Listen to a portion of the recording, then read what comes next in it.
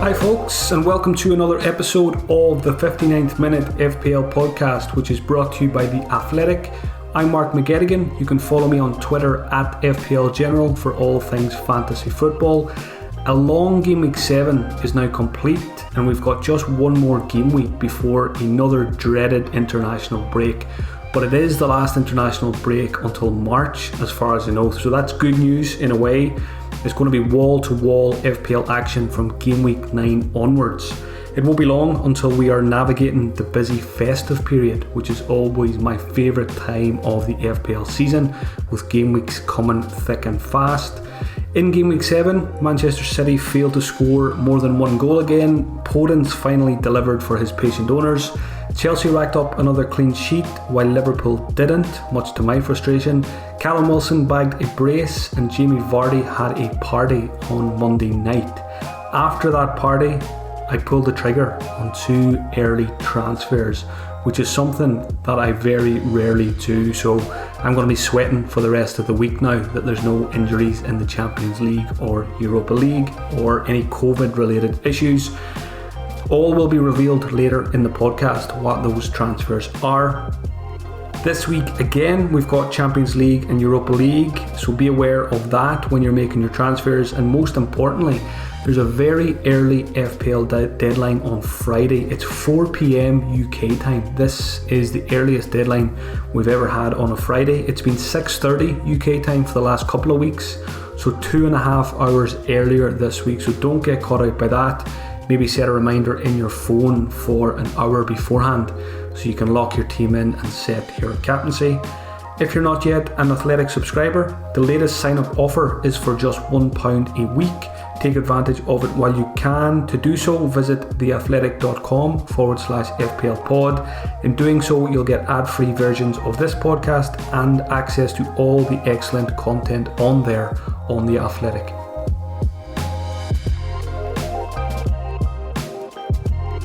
Game week 7 shoutouts, just 2 players to mention here. We do have a new member to the 59th Minute Club. Welcome Andre Gomez from Everton. 59th minute substitution, got himself just 1 FPL point. He joins, I think he's the 8th member this season. He's going to see a familiar face in there. Ben Godfrey, his teammate, joined a couple of weeks ago. So grab yourself a drink, Andre, and join the guys in the corner. Please stay 2 metres away from them though. The other notable mention is Matheus Pereira at West Brom. He managed just 55 minutes, so anyone who's had him for a few weeks would have been holding on to him for that Fulham fixture, so very disappointing to see him get taken off after just 55 minutes. If you've got him, it's time to sell him. A quick review of Game Week 7. How did it go for me? Going into the game week, I decided to bank my transfer, which I mentioned on last week's episode. Now, I did regret not making a transfer because on Friday, once James Rodriguez was ruled out, it did cross my mind. I strongly considered pulling the trigger, going James Rodriguez out and getting Jack Grealish in, and obviously in hindsight, that would have been a very, very good transfer. It would have netted me an extra 15 points for the game week. So it was frustrating to see Grealish get all those points, particularly when they were quite late in the game. The goal was anyway. So bank my transfer. I've got 2 free transfers now for game week 8. And they've already been used. So the average score in game week 7 was 53. I scored 52, so pretty average game week for me. My total points for the season now is 424. My rank dropped from 356k to 425k, so a slight drop there, nothing to worry about too much. I'm trying to ignore my rank as much as possible this season, but to be honest, I'm struggling with that aspect. I did mention it in my first podcast of the season about reducing the noise and ignoring my rank as much as possible, but it's very, very hard to ignore it when it's in the top right hand corner every time you log in. So even though 425k is probably a fine rank, to be honest, given how this season has gone, it's still bugging me a little bit that I've got 2 red arrows over the last 2 game weeks. So my challenge for the next few weeks is to go back to that, try and stop looking at it so much, trying to stop caring about my rank so much, because it doesn't matter in game week 8. It only matters in game week 38, and that is a long, long way away. The good and the bad from game week 7. The good, Ramsdale 4 points, much better than 2 points, although he hasn't been a good pick this season. Podence and Salah both got me 8 points. Harry Kane got a 6-pointer. And all my strikers did well. Calvert-Lewin got 8 and Watkins got 7. Although I feel very, very lucky to get those Calvert-Lewin and Watkins points. Both came very late in the game when both players didn't really look overly threatening throughout. So feeling pretty fortunate that I got those 2 goals. It could have been a pretty bad game week without those 2 late goals. So thank you, Dominic, and thank you, Ollie, for that. The bad, basically my defence was bad. Absolutely nothing. Trent 2, Robertson 2, Justin 2, Walker-Peters 1, and spoiler alert, Trent Alexander-Arnold, I've had enough, my friend. He is gone from my team now. So it wasn't a great game week, but the squad is looking pretty good for game week 8. Overall, I'm pretty happy with my squad now. I've moved to a 3-4-3 formation. I like my team structure. I like most of my picks. So I've got no plans to play the wild card. I haven't ruled out playing it in game week 10 because I think it's a good week for the fixture swings for the likes of Manchester City and Spurs and stuff like that. But I think I'm probably going to stick to the plan of holding on to that wild card as late as possible and play it in game week 16. A watch list update now ahead of game week 8. A couple of defenders I've added this week. Hector Bellerin and Cancelo from Manchester City. So Bellerin was on the watch list a couple of weeks ago. He was removed and now he's back on it. He's 5 million. Got himself a 12-pointer against Manchester United in a very impressive performance for Arsenal and a very poor performance from Manchester United. Bellerin won the penalty, which Pogba decided to give away another penalty. That is Bellerin's 3rd assist of the season. So I think he's very good value at 5 million. He's getting assists. He'll probably get a goal or 2 over the course of the season as well if he keeps attacking the way he is at the moment. Arsenal have decent fixtures ahead. And most importantly, I think they're looking pretty good defensively as well. I was very impressed with them in that Manchester United game. Gabriel in particular, I think, is a very good addition. And Partey protecting, the defence as well, I think is a very good addition. So Bellerin is in my thoughts. Cancelo 5.4 million. He's played 90 minutes in the last 3 league games. I think he's got starts in the Champions League as well. His last 3 FPL returns have been 8, 5 and 8. So very healthy points returns from Cancelo. If Cancelo starts the next 2 games, which are tricky fixtures, I think it's Liverpool and Spurs, so I'm probably not going to get him before then. But if he starts the next 2 games, he may well come into my side in game week 10 for that nice run of Manchester City fixtures. There's a question about City defenders later, so I will come back to Cancelo. Couple of midfielders added to the watch list this week. James Ward-Prowse. I kind of reluctantly added him to the watch list because I don't really like him as an FPL pick because he's very heavily reliant on those free kicks, although he is very good at taking them. The main reason I added him to the watch list was because of Danny Ings' injury. If Ings is going to miss a couple of games, Ward-Prowse very likely to be on penalty, so I think that increases his appeal.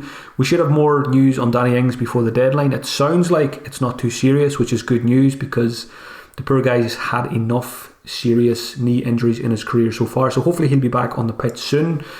Ward-Prowse has scored 28 points in the last 2 matches, so it's pretty hard to ignore him, but I think it does feel like chasing points if you go and buy him this week because, like I said, it's very heavily reliant on those set pieces. But he's on the watch list, a bit like Zaha and Bamford last week. Can't ignore guys who are scoring lots of FPL points. Very unlikely that I'll buy him though. Another midfielder who I'm more likely to buy in the near future is Ziyech at Chelsea, 8.0 million. Excellent against Burnley, excellent in the Champions League as well. Against Burnley, goal, assist and 3 bonus points for a sweet 14-pointer.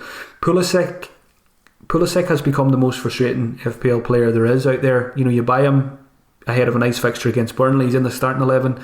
He doesn't even make it onto the pitch because of another injury niggle. So Pulisic, I'm drawing a line under him for at least a month. I'm not going anywhere near him. If Pulisic is out for a couple of weeks, I think that's good news for Ziyech in terms of his game time. Ziyech is less than 5% owned, so he's a very nice differential at the moment. And 2 very good fixtures coming up: Sheffield United at home and Newcastle away. So those who decide to go early on Ziyech hopefully will be rewarded over those 2 fixtures. Couple of Leicester guys added to the watch list again as well. Jamie Vardy, who I owned at the start of the season, and Harvey Barnes, who both were very, very impressive against Leeds. Barnes is 6.9 million, Vardy is 10 million. Now, slightly worrying about Barnes is in his last two fixtures, 74 minutes against Leeds and 70 minutes in the previous fixture. So I don't like players who don't get close to 90 minutes. But Barnes looked very, very good in linking up with Vardy on Monday night. Vardy, pretty hard to get him, I think, if you've got Harry Kane, because we're not going to sell Harry Kane before West Brom. But after that, maybe we will see people moving from Harry Kane back to Jamie Vardy if he looks good again in game week 8. He's always an option. He's on penalties. He's always in the right areas in the box. He gets better with age. He's like a fine wine. So Vardy is back in my thoughts now as well. To finish up the watch list section this week, which players have I removed from it? Saiss from Wolves, self-explanatory, he was dropped, so I'm not looking to buy him anytime soon. Jorginho also didn't start in game week 7, so I'm not going to be buying him either. Pulisic, as I mentioned, not going near that guy for at least a month. And Mopai quite strangely dropped from the 18 for that Brighton game, so surely there must be something going on behind the scenes there. Maybe we'll find out more this week. But it's not just that. We've seen Potter drop Mopai at times last season as well. I mean, Potter played without a recognised striker at the weekend, so that puts me off Mopai. He's gone from the watch list. Also, Lookman is gone from Fulham. If he can't get points against West Brom, I'm not overly interested. I still think he could be a good option at 5 million, but I just don't really want to buy a Fulham player, even though that was a good result for them. Barkley is gone as well because I prefer Grealish from the Aston Villa midfield. Zaha is gone as well because I just don't trust him, and I don't trust Crystal Palace. He's kind of been on and off the watch list all season, but I've decided now I'm just going to stay away because I know it will end in pain if I go and buy him. And Jimenez as well is gone from the watch list. This one might be a bit surprising, but it's just down to fixtures really. Wolves have a pretty tough run of games for the next 9 or 10 game weeks. I'm pretty happy with Kane, I'm pretty happy with Calvert-Lewin, and I'm probably happy enough to hold Ollie Watkins as well because Aston Villa have got good fixtures right up until game week 16 when I plan to play my wildcard. So Calvert-Lewin and Watkins are probably going to stay. Kane may become a Manchester City player in game week 10, but I may end up keeping him as well. So one of the reasons Jimenez has gone from the watch list is because I'm quite happy with the 3 strikers I have at the moment.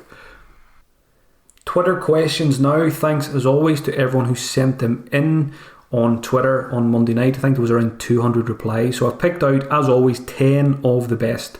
First one comes in from Blahavist91. Do we need to worry about Brighton assets like Mopai and Ryan because of the last game week? And if yes, who would you replace Neil with? So do you need to worry? I think you definitely do. Mopai and Ryan could easily come back into the starting 11 at the weekend, but I think I would just use it as an excuse to get rid of them. If you've got no other issues in your squad, obviously, as well. I think Ryan in particular, hasn't been a good pick this season anyway, so I think you can just use that, getting dropped as a reason to get rid of him, because you don't want to go into game week 8 without a goalkeeper. So I would lose Ryan, no problem. Mopai I would probably lose as well. Who would I replace him with? He's about 6.5 million. I think he dropped in price overnight. So, the options you're looking at are probably Wilson, Bamford, Watkins possibly, or Che Adams. Now, which one would I pick if I was replacing Mopai this week? It's hard to look past Callum Wilson at the moment. He's a talisman for Newcastle this season. Every time you get a goal notifications through from Newcastle, it's going to be Wilson or he's going to be involved. He's got those penalties. So, yeah, I've had my troubles with him in the past, but I may, I said I'm happy enough to keep Watkins, but it may come to a point around game week 10 where Newcastle have nice fixtures as well, that if Watkins is not doing as much as I would like, Watkins to Wilson would be an option for me there for a short period before I wildcard. So I think I would go Wilson. I still think Bamford's a good option. He was disappointing on Monday night, missed lots of very good chances, but he's getting those good chances, so I like that. So Wilson, Bamford, Watkins, I own him. Would I buy him this week? Probably not. He's just not doing enough at the moment. And Che Adams, I don't like Che Adams as much if Ings is out because they've got a very good partnership, those two. So I think I would default to Wilson, or if not, Bamford. Question from Funfest Sutton. Who is the best West Ham asset ahead of some finally favourable fixtures? So I've rated them in order here. I've picked out 4 and put them in order of preference. I think Antonio, number 1, if he's fit. Now we need to hear more towards the end of this week. If it turns out that Antonio, if David Moyes comes out and says yes, Antonio's fine, he's going to play against Fulham, I think you'll see a lot of people buying him because that is a very good fixture. So Antonio, I would rate number 1 if he's fit. Number 2, I would say Aaron Cresswell. If you can afford him, I think he's a very good option for the next couple of weeks. Got those set pieces. Number 3, I would say Jared Bowen. And I like Bowen even if Antonio is out. So I think Bowen's got goals in him over the next couple of weeks from what I've seen so far this season as well. I think he's got 3 for the season. I really like Jared Bowen. Left foot, right foot, very, very good player. And I think he will score goals over the next couple of weeks. And number 4, I would say Kufal at 4.5 million. So Antonio 1, Cresswell 2, Bowen 3, Kufal 4. Now you might be asking, why did I not mention Souček and why did I not mention Fornals? Souček, I'd probably put him number 5 on this list. I think if you have him, now is the time where you can use him in some nice fixtures. Would I go out and buy him? Probably not, unless you're using him to get someone like Harry Kane. Fornals, yes, he's doing well this season. Never liked him as an FPL asset though, and I think Ben Rama is fighting for his starting spot now as well. And I would think if Ben Rama was going to come in and replace someone, it would possibly be Fornals. I don't think it will happen because Fornals has been playing very well. But I do think long term, Fornals probably becomes a rotation risk at some point. So that's why I prefer Bowen. Now I could be wrong. Maybe Fornals will stay in the team. Maybe Bowen will drop out and Ben Rama will come in. But I would like to see, if I was a West Ham fan, if Antonio was out for Fulham, I would like to see Bowen up front and I would like to see Haller on the bench. So that's why I think Bowen is a very good option. Question from Sean Henderson. Are Man City defenders worth buying? Laporte looks to be back, which is huge. So next 2 fixtures for Man City are Liverpool and Tottenham in Game Week 8 and Game Week 9. Would I want a Manchester City defender for those 2 fixtures? Not really, because I would expect Liverpool and Spurs to score in those games. But as we've mentioned many times now over the last week or two, Game Week 10 to 15, Man City have a great run of fixtures. And ideally, I would probably like to have one of their defenders along with KDB and maybe even another attacker as well for that run. Cancelo 5.4, like I said, if he starts the next 2 games, I like him from Game Week 10 onwards. I think Diaz is the safest route in at 5.5. I like that price actually for Diaz. I think he's a good pick. Walker gets overlooked by FPL managers. He's 6 million. He started every game this season. Got himself a goal at the weekend as well. I think he's actually a good pick this season. Laporte is probably the one I would stay away from just because of those injury niggles. He can be dropped out at any given moment. He's 0.5 more expensive than Diaz anyway. So if you want a Man City centre-back, just go for Diaz at 5.5. Cancelo, keep an eye on him if he gets starts in the next 2. And Walker, I think, is a good option at 6 million as well. So very possibly, come Game Week 10, I may myself look to get a Manchester City defender in. Question from Ed. What are my thoughts on Chelsea's attacking assets? There's lots of options, but none of them seem rotation proof. Ed asks, Havertz, Ziyech, Werner, or leave them all alone? So Ziyech is very interesting, I think, if Pulisic is out for a while. Now we don't know fitness wise how Ziyech is either because he's coming back from a long injury. Havertz I don't like as much as I did a few weeks ago. From the highlights I watched, he seemed to be playing a bit deeper. And Werner was supposed to be on the bench at the weekend. That puts me off him slightly as well. So I'm leaning towards leave alone and go for possibly a defender instead, or the goalkeeper Mendy. If I was forced to buy a Chelsea attacker, I think Ziyech is the one I'd be most interested in at the moment. Again, partly because I'm quite happy with my 3 strikers, so I wouldn't be looking to get Timo Werner in. Question from Johnny Small. Is it time to say goodbye to Bruno Fernandez? He's an expensive luxury with better mid-price midfielders looking better. United look off the pace. So yeah, I don't own Bruno Fernandes. Am I in a rush to go and get him? Absolutely not, from what I've seen of United and from him in recent weeks. Didn't like that he was taken off after 74 minutes against Arsenal. Also didn't like that he's been shunted out to the right wing a couple of times recently as well. I think that will diminish his appeal as an FPL asset if that continues to happen. 2 blanks in a row for Bruno. I think that might be the first time that's happened since he's joined Manchester United. So if I had him, would I be looking to sell him? Possibly. It depends on which midfielders you don't have. If you don't have a Liverpool midfielder, maybe if you don't have Son going into the West Brom game, maybe you might want to take a punt on a Chelsea attacker. I think selling Bruno is absolutely fine on what I've seen over the last game or two, but we know, just be prepared, he can punish, because we know he can pick up points even when United don't play well. So yeah, I think it's fine to let Bruno go. Question from Andy Penman. Is Everton's dip only due to the absence of Richarlison, Dean and Rodriguez? Do we hold on to the likes of Calvert-Lewin and assume they'll turn it back around once all 3 big absentees are back on the pitch?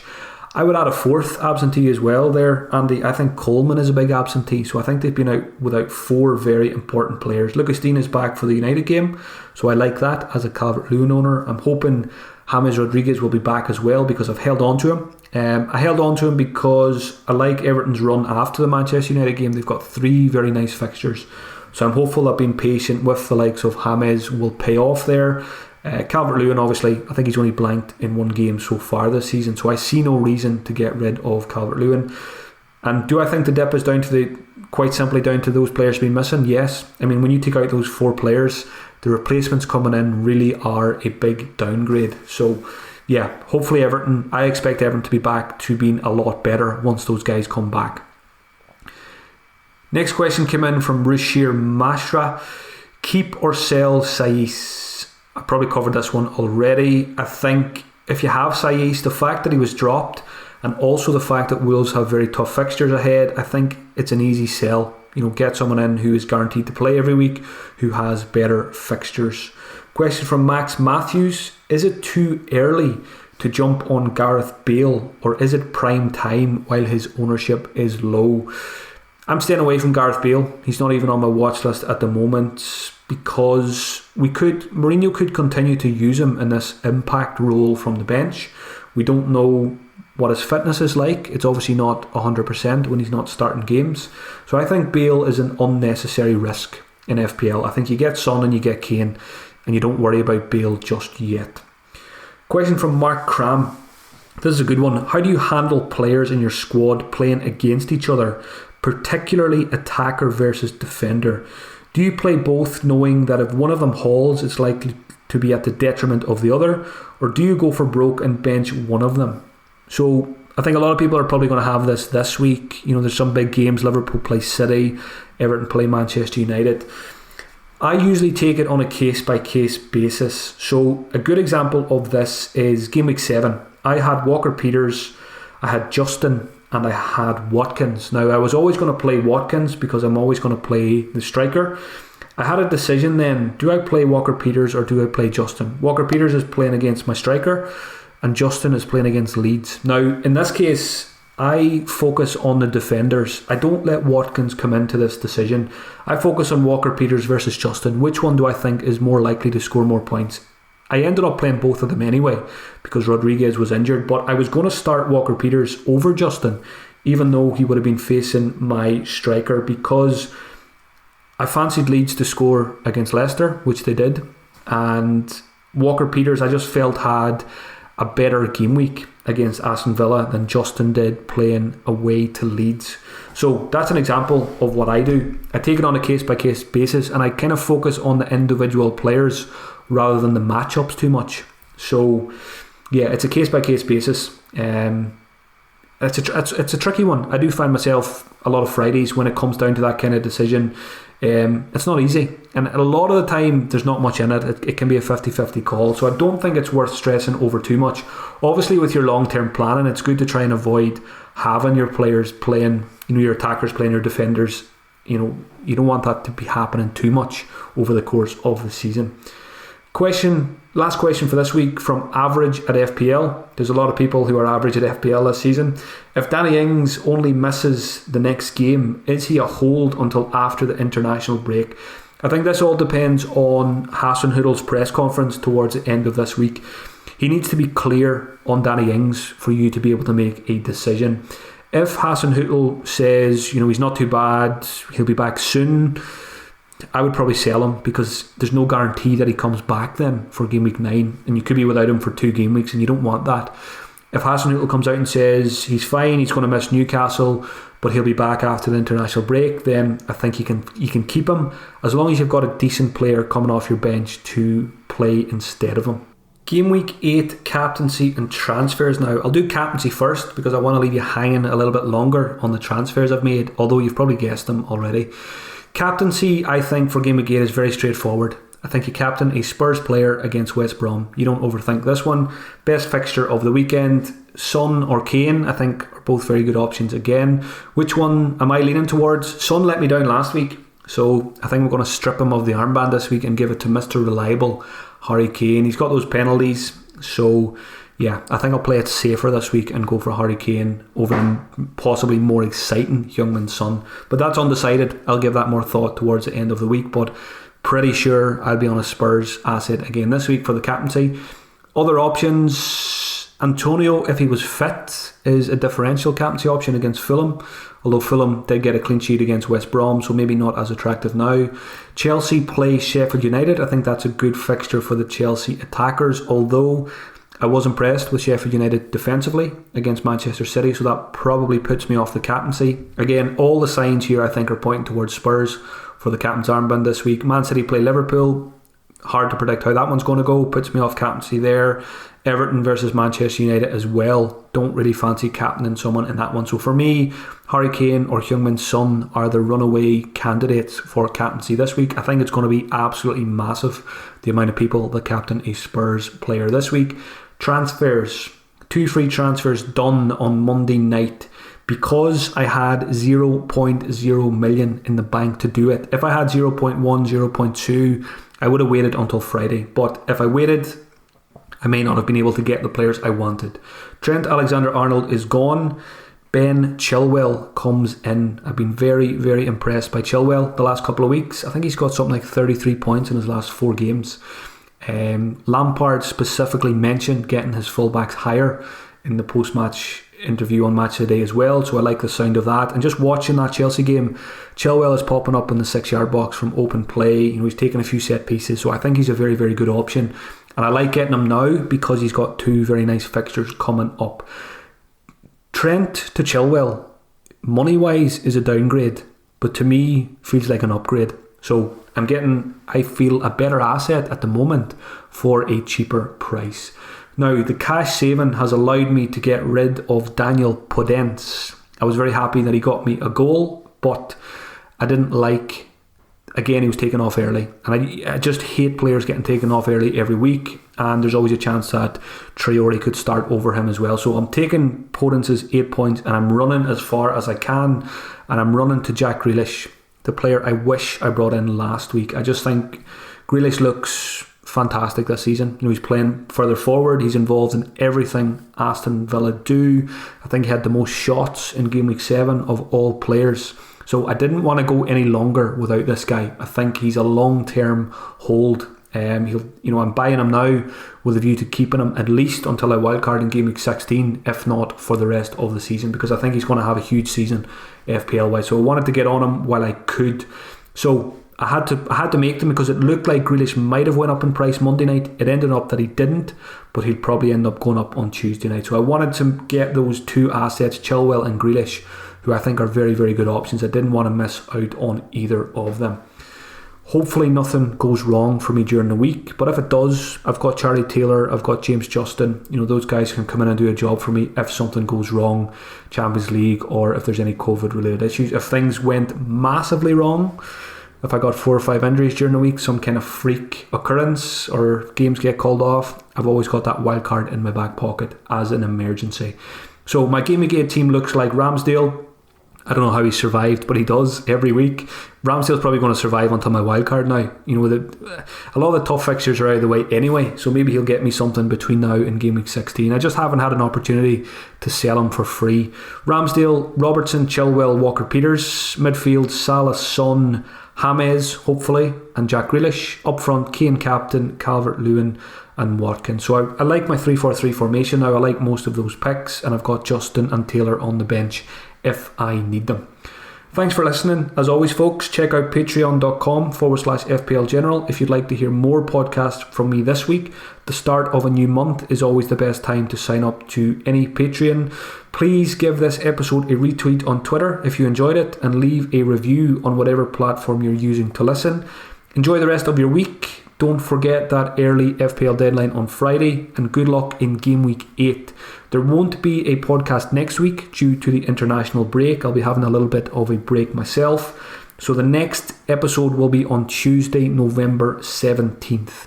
Talk to you all soon.